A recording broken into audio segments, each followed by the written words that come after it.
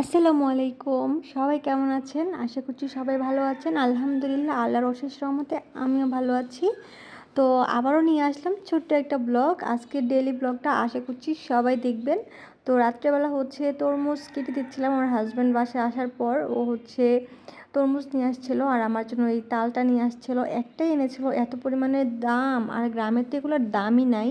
তারপর আমি বসে বসে খাচ্ছিলাম। আমার কাছে খুব ভালো লাগে এটা ঠান্ডা করে খেতে। আমি একটু ফ্রিজে রেখে দিয়েছিলাম। খাওয়া দাওয়া শেষ করে আমি রাত্রে রান্না করতে চলে গেলাম। আমি রাত্রে মুরগির মাংস বা অন্য কোনো মাংস রান্না করলে সেটা রাত্রে রান্না করি, সকালে খেতে ভালো লাগে জাল করে। তারপর আমি রান্না বসায় দিচ্ছিলাম, আর এদিকে আপনাদের ভাইয়ের সাথে আমি গল্প করতেছিলাম আর রান্না করতেছিলাম। তো কারা কারা নতুন আমার ভিডিও দেখতেছেন অবশ্যই সাবস্ক্রাইব করে দেখবেন, আর ফেসবুক থেকে দেখে থাকলে অবশ্যই কিন্তু ফলো করে দিবেন। আর অবশ্যই কমেন্ট করে জানাবেন আমার ভিডিওগুলো আপনাদের কাছে কেমন লাগে। যেহেতু আমি নতুন করে ব্লগ ভিডিও আপলোড করতেছি, তো আমার যদি ভুল ত্রুটি হয়ে থাকে ক্ষমার দৃষ্টিতে দেখবেন। আমি মাংসের মধ্যে আলু দেই। আলু আমার খুব পছন্দের। আমি আলু ছাড়া একদমই মাংস খেতে পারি না।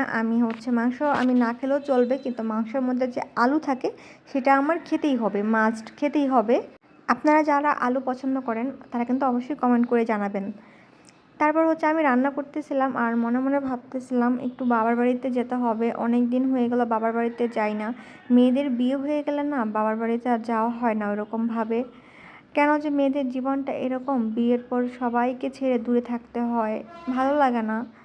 আমার মেয়ে হলে আল্লাহ যদি আমাকে মেয়ে দেয়, আমি আমার বাড়িতেই রেখে দিব জামাইকে ঘর জামাই করে।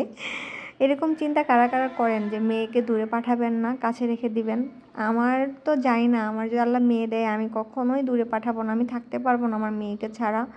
এদিকে আমার রান্নাও হয়ে গেছে, আর বাবার বাড়ির জন্য মনটা অনেক খারাপ লাগতেছে। ঈদের মধ্যেই যাওয়া হয়েছে, তারপর আর যাওয়া হয় নাই। তো ভাবছি সামনে যেহেতু শুক্রবার আছে যাব। তারপর এগুলো চিন্তা করতেছিলাম। তারপর আপনাদের ভাইয়াকে বললাম।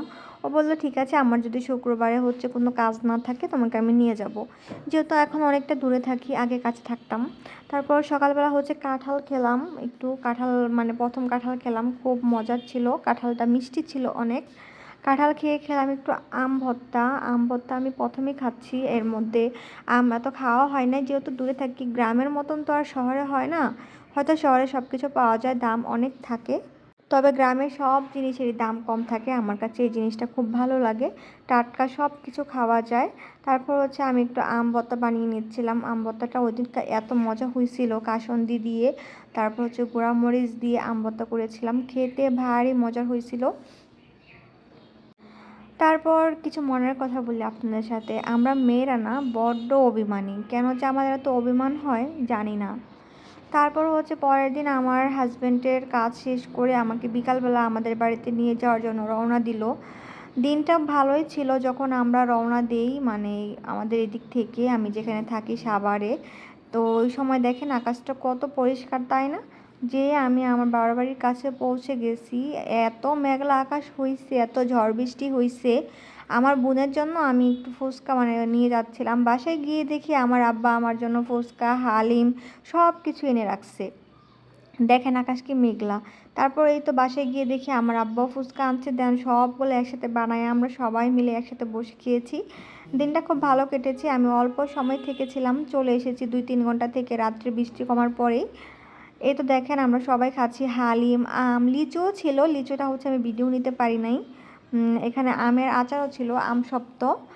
তো সব কিছু আমার মা আমাকে সামনে দিচ্ছিল। মেয়ে মায়েরা এরকমই, মেয়েদেরকে কাছে পেলে কী রেখে কী খাওয়াবে সেই চিন্তায় থাকে। আর এদিকে দেখেন কি ঝুম বৃষ্টি, ভাপরে ভাপ, এত অন্ধকার হয়েছিল। তারপর আমার মা চলে গেছে আমার মায়ের ডাটা খেতে। আমি রাত্রেই চলে আসবো, আমার ডাটা পছন্দ, সেজন্য আম্মু ডাটা কেটে দিচ্ছিল আমাকে। মায়েরা এমনই হয়, মেয়েদেরকে কিছু দিতে পারলেই ওনাদের শান্তি লাগে। তো আজকের ভিডিওটা আমার এই পর্যন্ত। যারা যারা দেখেছেন আপনাদের সবাইকে অনেক ধন্যবাদ। আমার জন্য দোয়া করবেন। আজকের মতন এই পর্যন্ত। আল্লাহ হাফিজ।